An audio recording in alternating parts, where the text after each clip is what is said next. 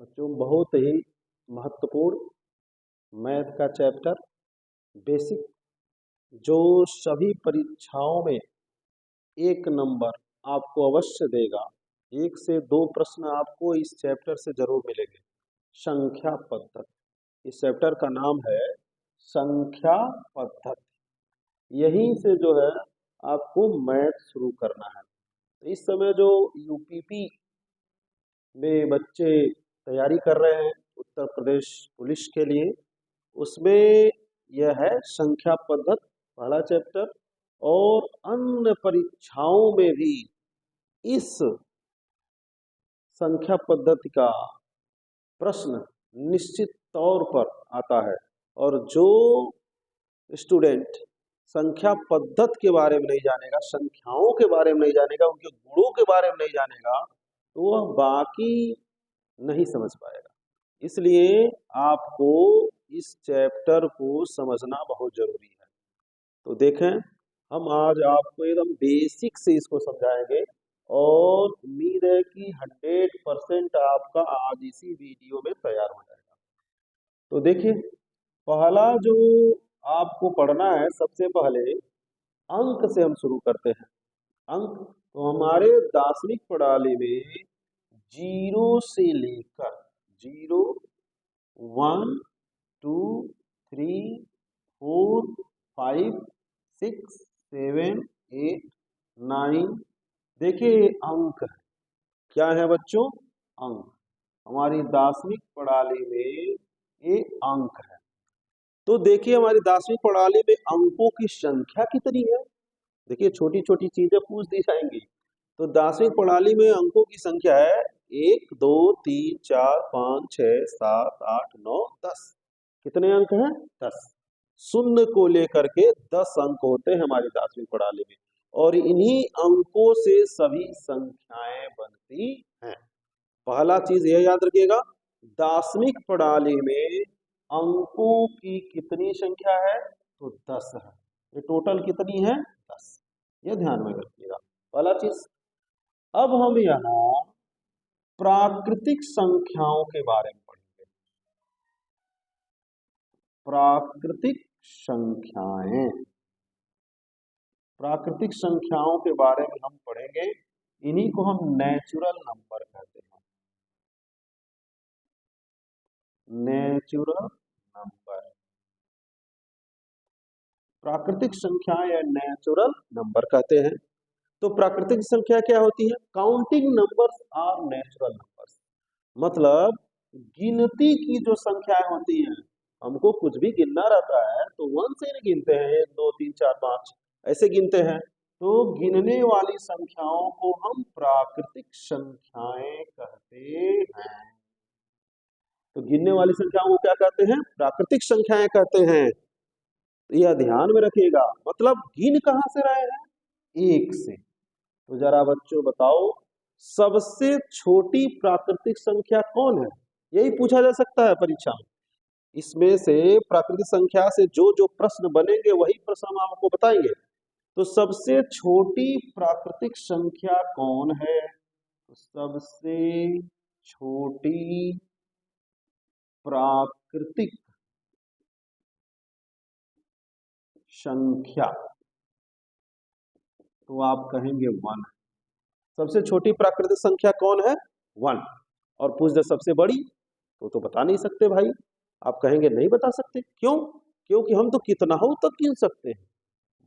गिनते जाइए, कभी समाप्त होगा? नहीं होगा। इसलिए सबसे बड़ी प्राकृतिक संख्या नहीं बताया जा सकता, लेकिन सबसे छोटी प्राकृतिक संख्या क्या है? 1। अब इससे संबंधित यह प्रश्न पूछ सकता है बच्चों, क्रमागत, क्रमागत शब्द का प्रयोग कर सकता है। तो प्रत्येक जो क्रमागत प्राकृतिक संख्या है, एक जोड़ने पर प्राप्त होती है। जैसे मान लीजिए 5 की क्रमागत प्राकृतिक संख्या पूछे तो आप क्या लिखेंगे? 6। मान लीजिए 99 की क्रमागत प्राकृतिक संख्या पूछे तो क्या लिखोगे भाई? 100 लिखोगे। क्या लिखोगे? 100। अब ध्यान दीजिए, अगर जो ए का पूछे तब क्या लिखेंगे भाई? ए की क्रमागत प्राकृतिक संख्या क्या लिखेंगे? तो ए की क्रमागत प्राकृतिक संख्या हो जाएगा a+1 हो जाएगा ना। हम कहे हैं कि केवल आपको 1 जोड़ते जाना है, कुछ भी पूछते। मान लीजिए कह दें कि 2a+1 की क्रमागत प्राकृतिक संख्या बताइए, तो 2a+1 है ना, तो घबराने की जरूरत नहीं है, इसमें बस 1 जोड़ दीजिए, जो कॉन्सेप्ट बताया गया वही करना है आपको। तो 2a+1 है, 1 और ऐड कर दीजिए, तो आपका हो जाएगा 2a+2। 2a+2 का पूछेगा तो क्या करेंगे, 1 और ऐड कर दीजिए, 2a+3 हो जाएगा। तो जिसका भी क्रमागत प्राकृतिक संख्या पूछे, आप केवल उसमें 1 ऐड कर दीजिए, बिना सोचे समझे, कुछ दिमाग लगाने की जरूरत नहीं है, बस 1 जोड़ दीजिएगा। तो प्राकृतिक संख्या में पहला प्रश्न ये बन सकता है, सबसे छोटी प्राकृतिक संख्या 1, और क्रमागत संख्याओं के रूप में अक्सर ये अक्षर के साथ पूछता है, तो घबराने की जरूरत नहीं है। कुछ भी पूछेगा, उसका क्रमागत पूछेगा तो आप 1 जोड़ दीजिएगा। एक चीज और ध्यान में रखिएगा आप इसका, कि सभी प्राकृतिक संख्याएं, सभी, यह नोट कर लीजिएगा बच्चों, सभी प्राकृतिक संख्याएं धनात्मक होती हैं। कंफ्यूज हो जाते हैं बच्चे, इसलिए ध्यान में रखिएगा, सभी प्राकृतिक संख्याएं धनात्मक होती हैं,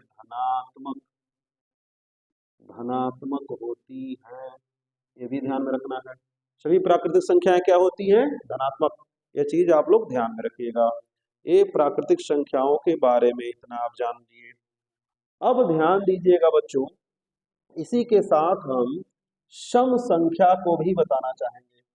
सम संख्याएं क्या होती हैं, सम संख्याएं, सम संख्याएं, सम संख्याओं को कहते हैं इवेन नंबर। क्या कहते हैं बच्चों, इवेन नंबर, इवेन नंबर करेंगे, सम संख्याएं इवेन नंबर।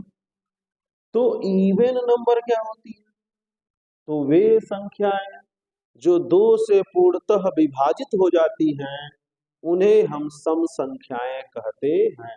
अरे जौने के आधा आधा बांट कर, जैसे 4 बार, तो 4 के 2 भाग में बंटवा 2 2 बट जाए, तो वह इसी को कहते हैं सम संख्या।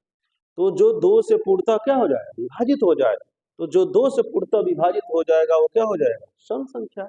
जैसे मान लीजिए सबसे छोटी सम संख्या 2, 4, 6, 8, 10 डॉट डॉट डॉट इनफाइनाइट, अनंत तक। तो सबसे छोटी सम संख्या कौन, 2। सबसे छोटी प्राकृतिक सम संख्या आप क्या लिखेंगे, 2, यह ध्यान रखिएगा। और सबसे बड़ी को हम बता नहीं सकते। दूसरी बात इसके बारे में क्या ध्यान रखना है, कि 2 सम संख्याओं के, 2 क्रमागत सम संख्याओं के बीच में कितने का डिफरेंस है बच्चों, 2 का डिफरेंस है, 2 का अंतर है ना, 2 में 2 जोड़ेंगे तब न 4 आएगा। तो सम संख्याओं के बीच में 2 का अंतर होता है। फिर यहां समझिए क्या प्रश्न पूछ सकता है, कि सम संख्याएं जो होती हैं, ध्यान दीजिएगा, क्रमागत सम संख्या पूछ सकता है। जैसे पूछेगा पहली सम संख्या किससे प्रदर्शित करेंगे आप, तो पहली यदि कोई m प्राकृतिक संख्या है, ध्यान समझिएगा, यदि कोई m प्राकृतिक संख्या है, तो आप उसका क्रमागत प्राकृतिक संख्या क्या बताएंगे पहली।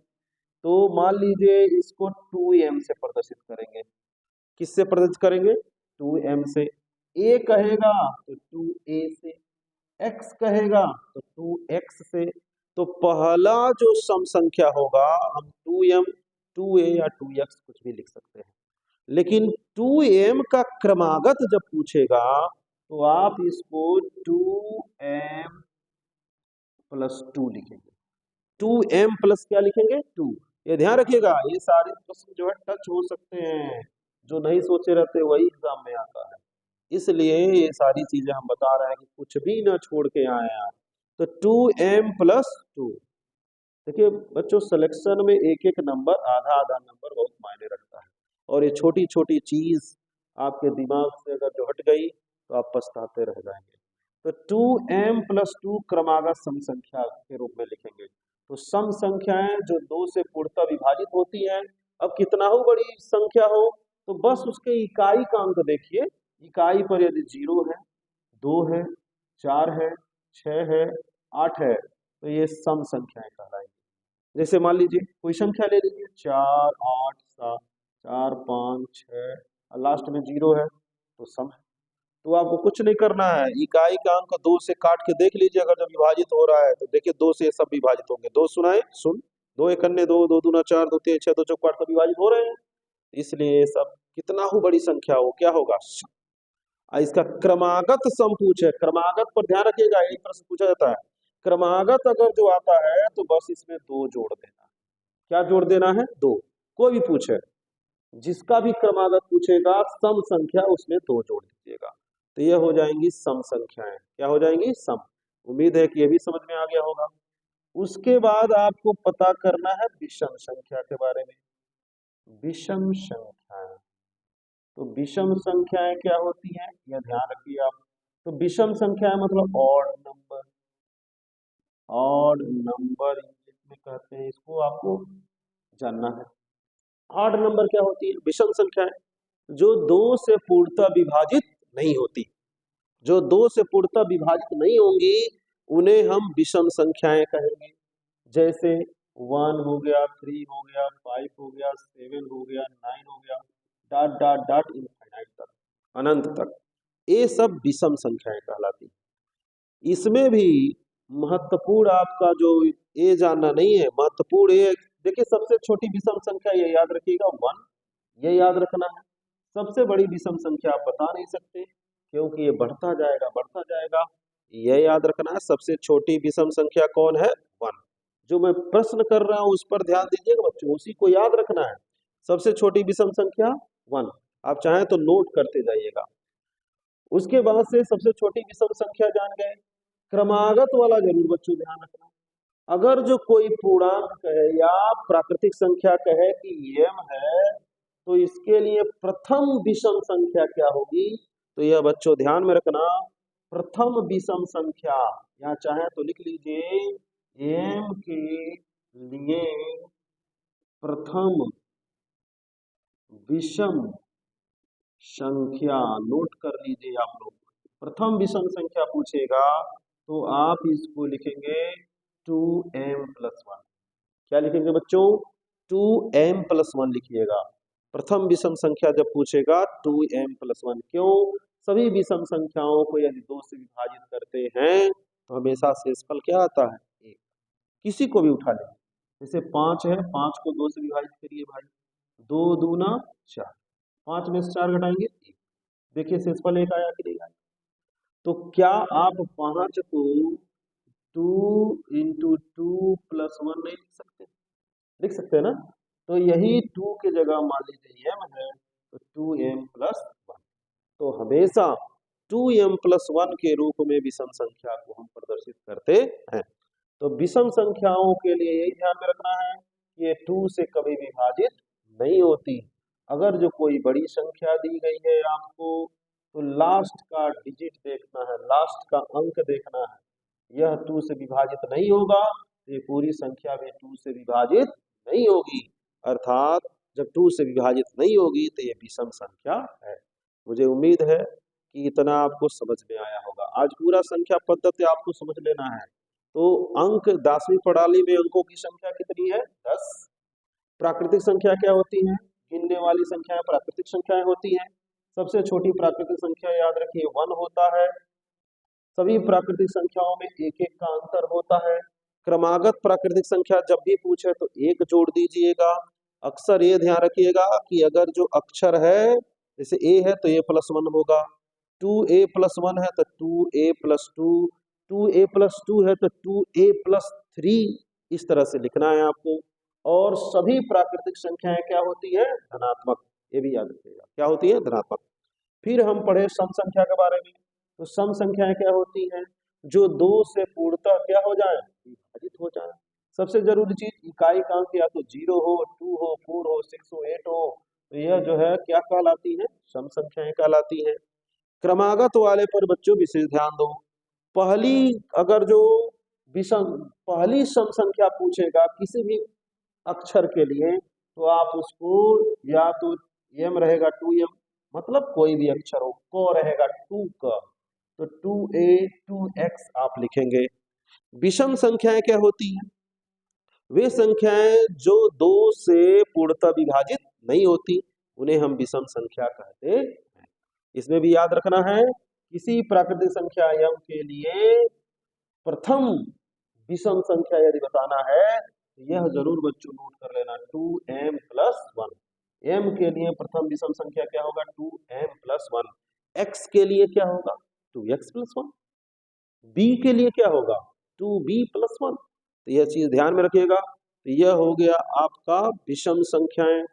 अब इसके बाद हम आपको समझाएंगे पूर्ण संख्याएं।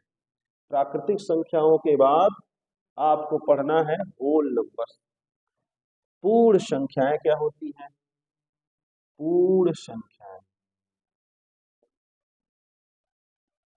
पूर्ण संख्याएं मतलब whole numbers. Whole numbers, whole numbers क्या होती हैं? पूर्ण संख्याएं। बहुत इजी है, पूर्ण मतलब पूरा। तो अभी तक जो प्राकृतिक संख्या में पूछे पढ़े आप, तो 1 से गिनते थे ना भाई, तो 1 से गिनते थे। अब इसमें जीरो भी सम्मिलित हो जाएगा, जीरो भी क्या हो जाएगा? सम्मिलित हो जाएगा। तो ये हो जाएंगी पूर्ण संख्याएं। क्या हो जाएंगी? पूर्ण। इसमें एक ही प्रश्न तैयार रखिए, सबसे छोटी पूर्ण संख्या, सबसे छोटी पूर्ण संख्या, सबसे छोटी पूर्ण संख्या क्या है? जीरो। सबसे छोटी पूर्ण संख्या क्या है? जीरो। अब एक चीज और थोड़ा बच्चों तैयार रखना, बहुत इंपॉर्टेंट है, ध्यान रखिएगा। यह 2 प्रश्न में आ लिखेंगे, इसको ध्यान रखिएगा। एक का पूर्ववर्ती, पूर्ववर्ती पूर्ण संख्या, एक का पूर्ववर्ती पूर्ण संख्या, पूर्ववर्ती, पूर्ववर्ती मतलब पहले, ठीक पहले, मतलब एक घटाते हैं। तो एक का पूर्ववर्ती अगर जो आपको निकालना है, तो एक घटाएंगे, तो एक का पूर्ववर्ती कौन है? शून्य, जीरो है। एक का पूर्ववर्ती पूर्ण संख्या, लेकिन बच्चों ध्यान रखना, पूर्ण जब कहेगा तब जीरो लिखिएगा। एक का पूर्ववर्ती पूर्ण संख्या कहेगा तब जीरो लिखिएगा। लेकिन अगर जो पूछ दिया एक का पूर्ववर्ती, पूर्ववर्ती प्राकृतिक संख्या, प्राकृतिक संख्या, अब बताइए क्या होगा? एक का पूर्ववर्ती प्राकृतिक संख्या अगर पूछेगा, तो क्या एक से पहले प्राकृतिक संख्या होता है? आप कहेंगे नहीं होता है, क्योंकि अभी अभी आप पढ़े थे कि हम प्राकृतिक संख्याओं को एक से शुरू करते हैं। तो जब एक से शुरू कर रहे हैं भाई, तो एक का पूर्ववर्ती प्राकृतिक संख्या कोई होगा? नहीं होगा। यहाँ पर कोई संख्या नहीं, नहीं हो सकता, कोई नहीं। तो एक का पूर्ववर्ती प्राकृतिक संख्या कोई संख्या नहीं हो सकती, क्योंकि हम तो प्राकृतिक तो सबसे छोटा एक का है। तो जब सबसे छोटा है, तो उससे मान लीजिए आप घर में सबसे छोटे बेटे हो और कहा जाए कि आपसे छोटा भाई कौन है, कैसे बताएंगे? कोई होगा? तो आप कहेंगे कोई नहीं है। उसी तरह से प्राकृतिक संख्या सबसे छोटी होती है एक, तो इसके पहले नहीं हो सकता। तो पूर्ववर्ती मतलब ठीक पहले, और उत्तरवर्ती मतलब ठीक बाद में। उत्तरवर्ती मतलब ठीक बाद में। तो अगर जो एक का उत्तरवर्ती पूछे तो 2 होगा प्राकृतिक में और पूर्ण में भी, लेकिन एक का पूर्ववर्ती पूछेगा तो पूर्ण में तो 0 होगा, लेकिन प्राकृतिक संख्या में कोई संख्या नहीं होगी। इसको भी आप ध्यान रखिएगा। ठीक है, प्रश्न पर ध्यान रखिएगा। अब पूर्ण संख्या के बाद हम लोग पढ़ेंगे पूर्णांक। क्या पढ़ेंगे? पूर्णांक, इंटीजर्स, इंटीजर्स, पूर्णांक। पूर्ण अंक, नाम से ही समझ जाइए, पूर्ण अंक मतलब पूरा अंक, पूर्णांक। तो पूर्ण अंक, पूर्ण अंक कब बनता है बच्चों? जब 0 भी हो।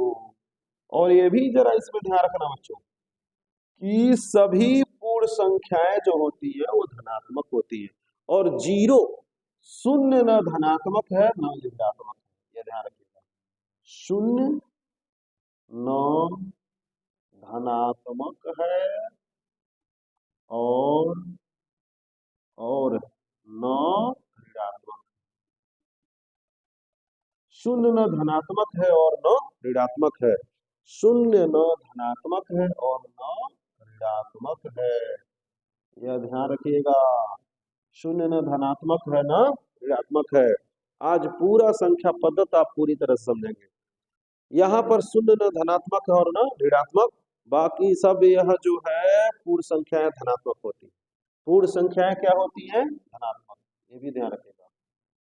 पूर्ण संख्याएं धनात्मक होती हैं, धनात्मक होती है, यह ध्यान रखिएगा। अब आते हैं पूर्णांक पर। पूर्णांक में शून्य होता है, देखिए ना, शून्य है ना, शून्य न धनात्मक है न ऋणात्मक, और धनात्मक संख्याएं भी होती है। क्या होती है? धनात्मक संख्याएं, और इधर ऋणात्मक संख्याएं। ध्यान रखिएगा, क्या होती है? ऋणात्मक संख्याएं। तो ध्यान रखना, पूर्णांक में शून्य भी होता है। शून्य क्यों अलग से बोलना पड़ रहा है? क्योंकि ना ये धनात्मक है ना ऋणात्मक, और पॉजिटिव भी होते हैं। पॉजिटिव मतलब धनात्मक संख्याएं भी होती हैं और ऋणात्मक संख्याएं भी होती हैं। तो आपसे अगर जो पूछ दे सबसे छोटा पूर्णांक, सबसे छोटा पूर्णांक, क्या बता देंगे? क्या सबसे छोटा पूर्णांक बताएंगे आप? नहीं बता सकते। इधर आप बढ़ते जाइए बढ़ते जाइए, पता नहीं कहां तक जाएंगे माइनस में।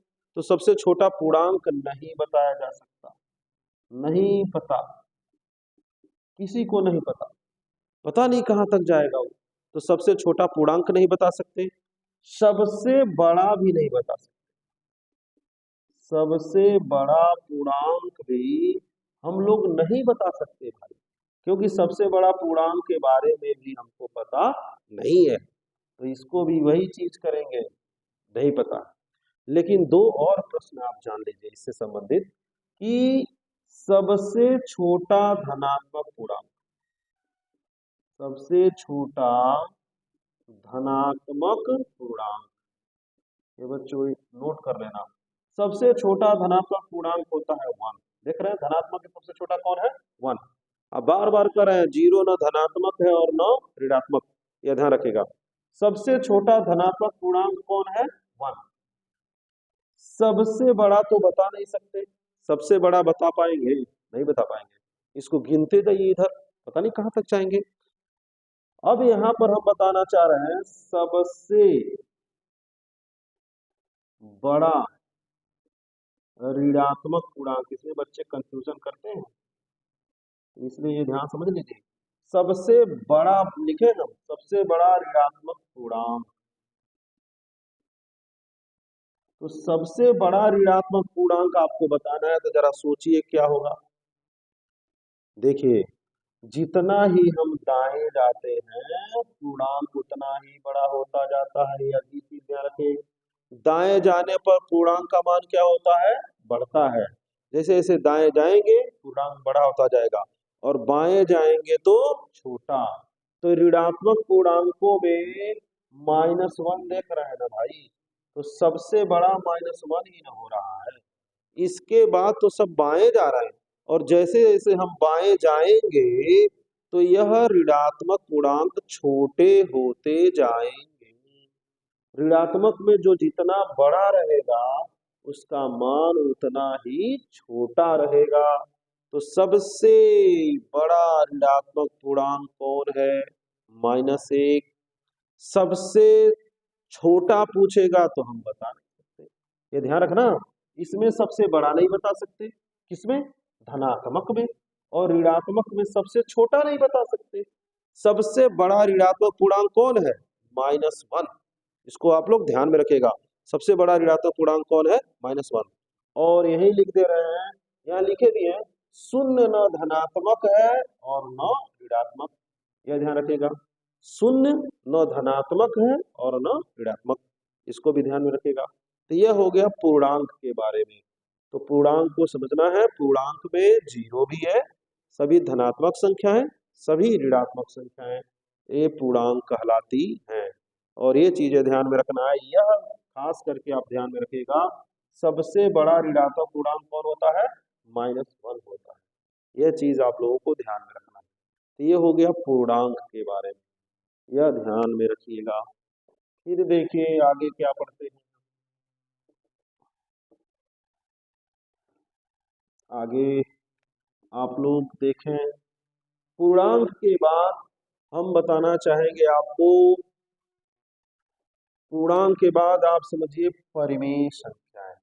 जैसे सबसे पहले समझ लीजिए, परिमेय और अपरिमेय के लिए हम सोच रहे हैं इसके बाद वाला वीडियो बनाएं, क्योंकि उसको बहुत डिटेल में बताना है। क्योंकि परिमेय और अपरिमेय में बच्चे बड़ी कंफ्यूज होते हैं, परेशान होते हैं। इसलिए हम आज आपको, क्योंकि वीडियो बड़ा लंबा हो जाएगा, इसलिए परिमेय अपरिमेय कल के वीडियो में देखेंगे आप।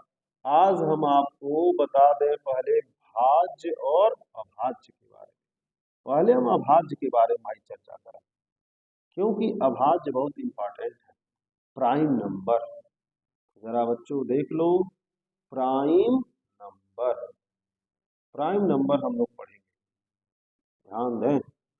प्राइम नंबर, अभाज्य संख्या, अभाज्य, अभाज्य मतलब वे संख्याएं जो दूसरी किसी संख्या से विभाजित नहीं होती, दूसरा कोई उनको तोड़ नहीं सकता, वो टूटेंगे तो अपने आप से टूटेंगे और एक से टूटेंगे। तो जानते हैं वन मतलब जैसे ईश्वर सबको तोड़ने वाला है, वो तो सर्वविदित है, उसी तरह संख्याओं में वन है यहाँ।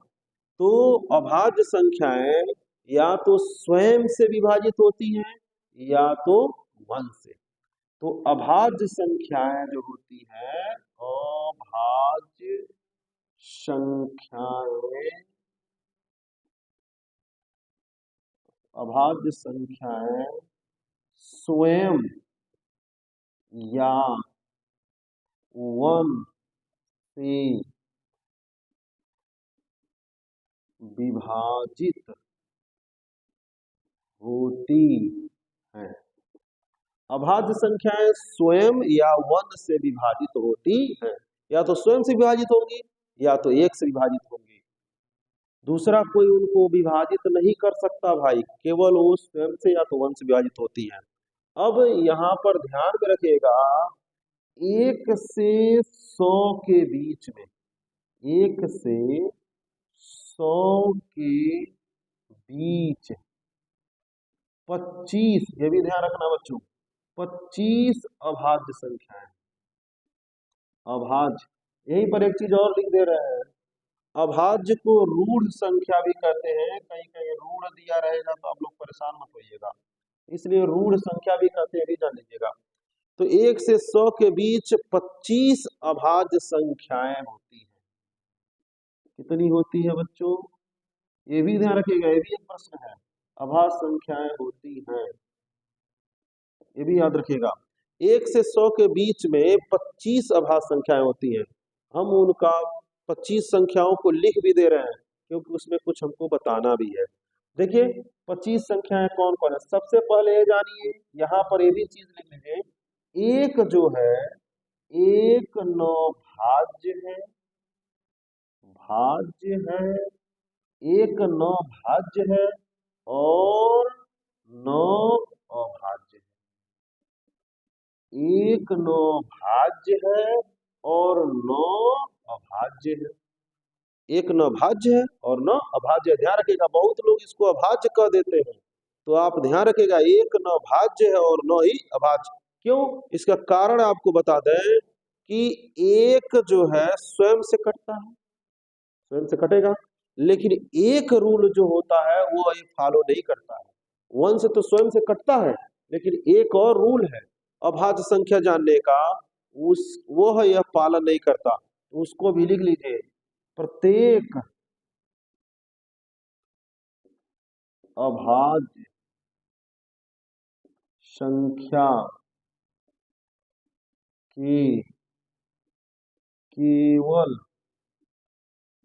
दो गुणनखंड कौन कौन? स्वयं संख्या और एक। स्वयं संख्या और एक, ये लिख लीजिए।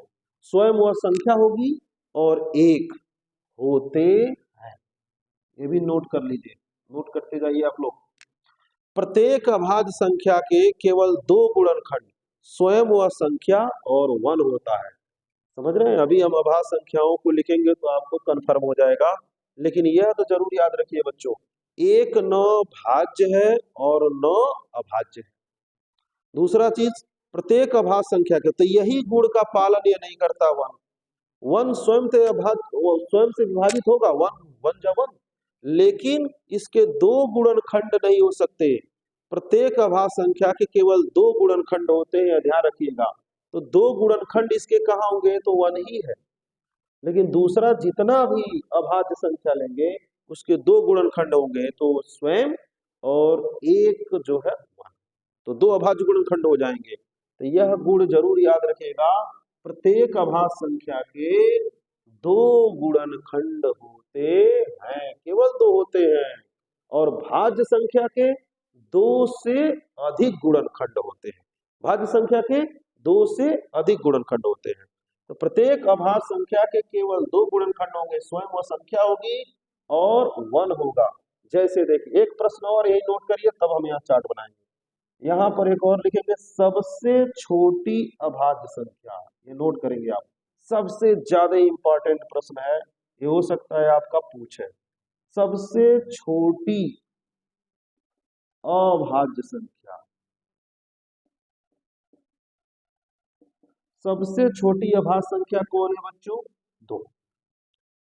सबसे छोटी अभाज्य संख्या कौन है? दो। आपके ऑप्शन में वन भी जरूर रहेगा, लेकिन वन अभाज्य नहीं है, अभी से दिमाग में रख लीजिए। वन न अभाज्य है न भाज्य है, कारण भी बता दिए आपको। सबसे छोटी अभाज्य संख्या कौन है? दो, ये ध्यान में रखिएगा। एक चीज और इससे पूछा जाता है, सम अभाज्य संख्या। सम अभाज्य संख्या, ये दोनों बहुत इंपॉर्टेंट प्रश्न है, ये भी और ये भी। सम अभाज्य संख्या कौन है? दो, ये भी याद रखिएगा। सम अभाज्य संख्या कौन है? दो। केवल दो ही एक ऐसा है जो सम भी है और अभाज्य है, इसके अलावा कोई ऐसी संख्या नहीं है जो सम हो और अभाज्य हो। कॉमन सेंस लगाइए। दूसरा कोई अगर जो लिखेंगे तो दो से विभाजित होगा भाई, तो उसके तीन गुणनखंड न हो जाएंगे, दो से और वो संख्या स्वयं से और फिर एक से, तो वो कहाँ रह जाएगा? अभाज्य। क्या हो जाएगा? भाज्य। इसलिए केवल दो ही एक ऐसी सम संख्या है जो अभाज्य है, ये भी याद रखिएगा। अब हम यहाँ पर लिखने जा रहे हैं 25 संख्याएं, उसको ध्यान रखिएगा क्योंकि उसमें सिखाना भी है, कुछ बताना है। तो सबसे छोटा कौन? दो, उसके बाद 3, उसके बाद 5, उसके बाद 7, उसके बाद 11। इसी प्रकार से जो है आपको लिखना है। 11 के कुछ हम लिख रहे हैं क्योंकि कुछ बताना है। 13, 13 के बाद आप क्या लिख सकते हैं? 17, 17 के बाद 19। चलिए इतना हम रहने देते हैं, 25 होंगी ये संख्याएं। अब यही से गुण समझ लीजिए। देखिए दो सबसे छोटी अभाज्य संख्या है, इसका गुणनखंड कौन कौन हो सकता है? या तो ये दो से कटेगा या तो वन से कटेगा, किसी का भी ले लीजिए। किसी भी अभाज्य संख्या को ले लीजिए, वो या तो स्वयं से विभाजित होगा या तो वन से विभाजित होगा, कोई दूसरी संख्या उसको विभाजित नहीं कर सकती। तो यह जो लिखे हम, प्रत्येक अभाज्य संख्या के केवल दो गुणनखंड होते हैं, ये जरूर तैयार रखिएगा। अब देखिए एक और चीज हम आपको बताने जा रहे हैं, जुड़वा अभाज्य संख्याएं। जुड़वा अभाज्य संख्याएं, ये भी जानना जरूरी है। जुड़वा अभाज्य संख्याएं, तो जुड़वा अभाज्य संख्याएं क्या है? तो जुड़वा अभाज्य संख्याएं जरा ध्यान दीजिएगा, 3 और 5 में कितने का अंतर है? तो आप कहेंगे 2 का अंतर, 2 का अंतर है ना। तो जिन क्रमागत अभाज्य संख्याओं में 2 का अंतर होता है उन्हें हम जुड़वा अभाज्य संख्याएं कहते हैं, यह ध्यान रखिएगा। तो जुड़वा अभाज्य संख्या जैसे 3 5 हो गया, फिर यही 5 7 भी हो जाएगा, इनमें भी 2 का अंतर है। फिर क्या होगा बच्चों, इसी तरह से देखिए 11 13 हो जाएगा, फिर क्या हो जाएगा 17 19 भी हो जाएगा, 17 और 19 भी हो जाएगा। देखिए 2 का अंतर है कि नहीं, 2 का अंतर जिनमें होगा वह सब जुड़वा अभाज्य संख्याएं कहलाएंगी। इसी तरह से देखिए 29 31 भी हो जाएगा, और बताइए 71 73 भी हो जाएगा। ऐसे और भी ढूंढिएगा, याद तो कम है कि जुड़वा अभाज्य संख्याएं क्या होती हैं, जिनमें 2 का डिफरेंस हो, वे 2 अभाज्य संख्याएं जिनमें 2 का क्या हो अंतर हो, उन्हें हम जुड़वा अभाज्य संख्याएं कहते हैं। ये भी ध्यान रखिएगा। और इसी के साथ एक और थोड़ा जोड़ दे रहे हैं, सह अभाज्य संख्या भी पूछता है बच्चों, सह अभाज्य संख्या जानना जरूरी है। सह अभाज्य संख्या, सह अभाज्य संख्याएं, सह अभाज्य संख्याएं क्या होती है, सह अभाज्य संख्याएं वे होती हैं जिनका HCF 1 होता है, जिनका HCF मतलब मोश, HCF मतलब मोश, मोश सब लोग पढ़े हैं मोश। तो सहअभाज्य संख्या जिनका मोश या HCF 1 होता है, उन्हें हम क्या कहते हैं, सहअभाज्य संख्याएं कहते हैं। क्या होता है, जिनका HCF क्या हो 1 हो, यह ध्यान रखिएगा। उनको साधारण भाषा में समझिए, मौसा का मतलब क्या हुआ, मौसा मतलब वह बड़ी से बड़ी संख्या जो दी गई संख्याओं को पूरा पूरा क्या करे, विभाजित करे। तो ऐसी संख्याएं जिनको उभयनिष्ठ, जिनका उभयनिष्ठ गुणनखंड केवल 1 हो 1 हो, उसे हम सहअभाज्य संख्या कहते हैं। जैसे देख लीजिए 4 5 को ही देखिए, 4 5, 4 और 5 को केवल 1 ही ऐसा है जो दोनों को विभाजित कर सकता है। इसी तरह से और भी लिख सकते हैं, 3 4 लिख सकते हैं, 9 10 ही लिख लीजिए। 9 और 10 ऐसी संख्या है जिनको ऐसा 1 ही केवल दोनों को विभाजित कर सकता है। तो ऐसी संख्याओं को हम सहअभाज्य संख्याएं कहते हैं।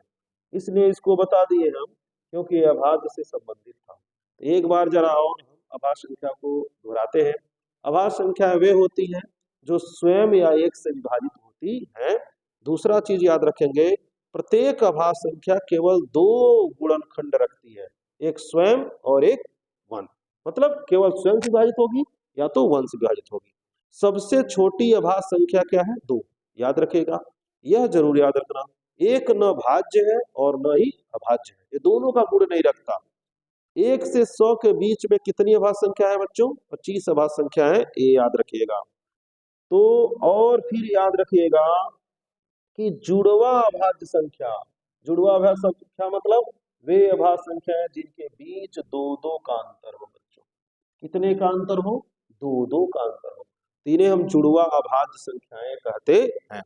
सहअभाज्य संख्या मतलब जिनका मौसा या HCF क्या हो 1 हो, उन्हें हम सहअभाज्य संख्याएं कहते हैं। जैसे देखिए 4 और 5 को केवल 1 ही विभाजित कर सकता है, कोई और संख्या विभाजित कर सकता है। जैसे मान लीजिए 4 और 8 रहता, 4 और 10 रहता, तो 4 और 8 को 4 विभाजित कर सकता है, 4 और 10 को 2 विभाजित कर सकता है, लेकिन यही 4 और 5 को क्या विभाजित कर सकता है, केवल 1। इसलिए वे संख्याएं अभाज्य से बच्चे ये समझते हैं कि अभाज्य हो, इससे मतलब नहीं है, जिनका ऐसी 2 संख्याएं जिनका HCF 1 हो उन्हें हम अभाज्य संख्या कहते हैं। तो यह ध्यान रखिएगा, क्योंकि इसमें अब परिमेय और अपरिमेय भी पढ़ना है, लेकिन परिमेय और अपरिमेय के लिए हम सोच रहे अलग वीडियो बनाएं, क्योंकि उसमें बहुत सारी चीजें बतानी। ये वीडियो बहुत लंबा हो जाएगा, तो आप कमेंट करके बताइए बच्चों क्लास कैसा लगा और आपको इससे कुछ फायदा हुआ कि नहीं हुआ। हमको उम्मीद है कि अब इसके बारे में कुछ बच नहीं रहा है, आप ये सारी चीज़ें जो है जान गए। हाँ, एक चीज़ और आप लोगों को बता दें इसी के साथ साथ, चूंकि प्राकृतिक संख्याओं का जिक्र किया गया, एक और चीज़ यहाँ समझ लीजिए जो एग्जाम में आपको बहुत काम देगा, बहुत ही इम्पोर्टेंट है, उसको भी बता दे रहे हैं, ध्यान रखिएगा। पहला चीज प्रथम, ये बच्चों लिख लो, प्रथम एन प्राकृतिक, प्रथम एन प्राकृतिक संख्याओं का योग, प्रथम एन प्राकृतिक संख्याओं का योग। जैसे कहते हैं कि प्रथम 100 संख्याओं का योग, प्रथम 200 संख्याओं का योग। तो प्रथम एन प्राकृतिक संख्याओं के योग के लिए हम सूत्र बता दे रहे हैं, उसमें यूं रखेंगे, उस तरह से जोड़ते रह जाएंगे। तो यहाँ सूत्र होता है एन प्लस 1/2। एन मतलब जितनी प्राकृतिक संख्याओं का आपको जोड़ना है, लेकिन ये ध्यान रहे शुरू से 1 से न प्राकृतिक संख्याएं होती हैं, तो 1 से आपको देखना है। जैसे हम यहाँ बता दे रहे हैं, एक उदाहरण भी लेते जाइए, प्रथम ऐसे दे देगा, प्रथम 50, चाहे 100 का ही ले लो, प्रथम, क्योंकि अक्सर 100 का पूछता है, प्रथम 100 प्राकृतिक संख्याओं का योग, प्राकृतिक संख्याओं का योग। तो प्रथम 100 प्राकृतिक संख्याओं का योग, तो यन के जगह क्या रख दीजिए 100, यहाँ लिखा ना प्रथम यन प्राकृतिक संख्याओं का योग, तो यन के जगह क्या रखना है 100। तो इस यन की जगह लिख दो बच्चों 100, इस यन की जगह भी लिख दो 100, प्लस 1 है तो 1 लिख दीजिए, बटे क्या हो जाएगा 2। सबको समझ में आ रहा है? प्रथम 50, तो यन की जगह क्या लिखेंगे 50। प्रथम 75, तो यन की जगह क्या लिखेंगे 75। यह ध्यान में रखिएगा, इसलिए ये सूत्र कह रहे हैं, याद कर लीजिएगा। 2 एकम 2, 2 पचे 10, तो ये हो गया 50, और 100 और 1 क्या हो जाएगा बच्चों 101। अब इसका मल्टीप्लाई कर दीजिए, गुणा कर दीजिए, एक शून्य है तो शून्य लिख लीजिए, 5 एकम 5, 5 शून्य शून्य, 5 एकम 5, तो 5050 होता है प्रथम 100 प्राकृतिक संख्याओं का योग। ये ध्यान रखिएगा, ये पहला सूत्र याद रखिएगा। दूसरा जो सूत्र याद रखना है, प्रथम n सम संख्याओं का योग,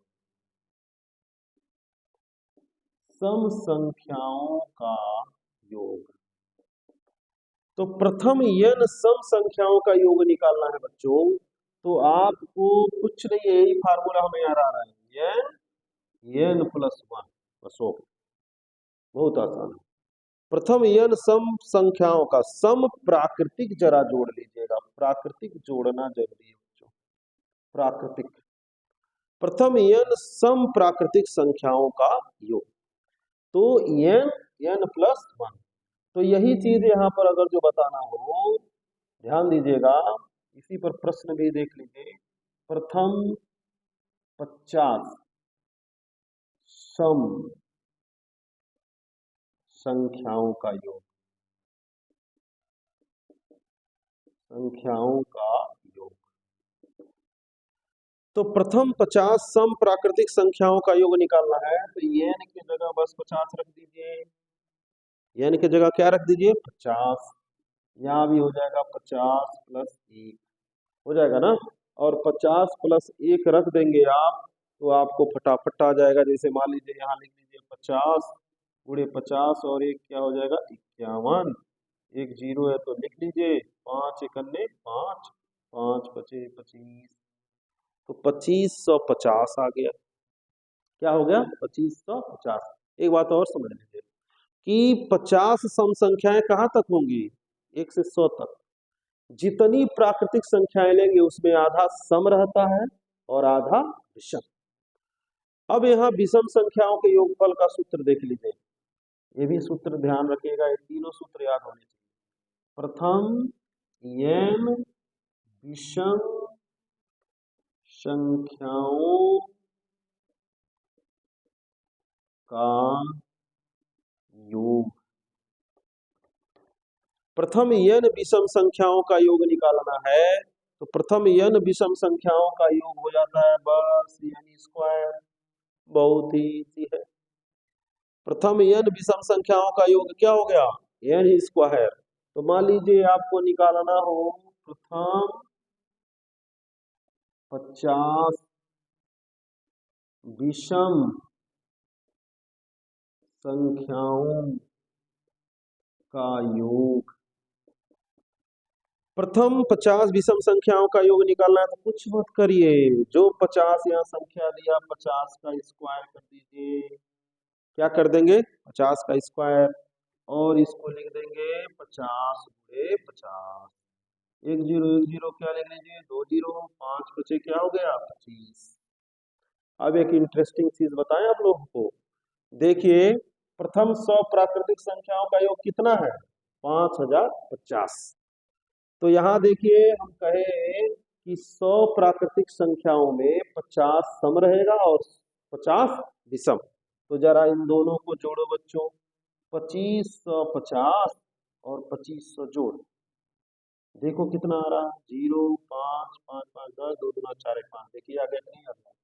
यह जो 100 प्राकृतिक संख्याओं का योगफल निकाले थे, 5050 निकाले थे ना आप, तो यहाँ पर देखिए हम कहे कि 100 प्राकृतिक संख्याओं में जितना प्राकृतिक संख्या लोगे उसमें आधा सम रहेगा, आधा विषम। ये भी ध्यान में रखिएगा। अगर जो इस तरह से पूछ दे कि 1 से 100 तक की विषम संख्याओं का योगफल निकालिए, तो 1 से 100 के बीच की विषम संख्याएं कितना होंगी? 50। 1 से 100 के बीच की सम संख्याओं का योगफल निकालिए, तो वहां संख्या नहीं दिया है यन, तो आपको अपना कॉमन सेंस लगाना है कि 1 से 100 के बीच में 50 सम होंगे, 50 विषम। तो दो प्रकार से प्रश्न आ सकते हैं।